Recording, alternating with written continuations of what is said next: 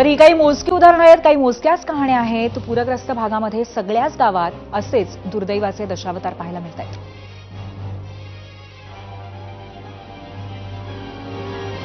पण अशा या झाकोळामध्ये एक आशेचा किरण आज दिसू लागला.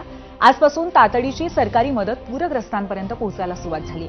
बीडच्या परळी तालुक्यामध्ये पोहनेर, तेलसमुख, बोरखेड, ममदापूर या गावांमध्ये 10 किलो गहू आणि तांदूळाचं वाटप आज सुरू झालंय. तसंच पुराचा फटका बसलेल्या कुटुंबांना तातडीने मदत म्हणून 5,000 रुपयेही दिले जाणार आहेत. आधार आणि पासबुक जमा केल्यानंतर खात्यामध्ये ही रक्कम जमा होईल असं जिल्हा प्रशासनाने स्पष्ट केलंय.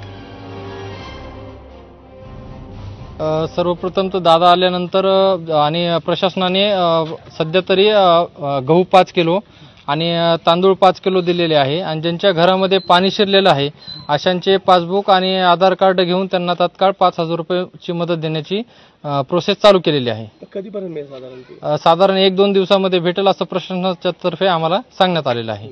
बरं, आता शासनाची मदत काय काय मिळाली? काय नाही बा, आता तेवढं ते घेऊन ते मिळाले, आता ते काहीच नाही अजून. पुन्हा कधी मिळाली? आज कालच्यापासून वाटप आहे, पण मी आज आणले तर सकाळच्या परी. ये सारं कापूस गेलं, सारं घरापर्यंत पाणी आलं आणि काय आमची काय हे करणार आहे म्हणून काहीच नाही राहिलं ना.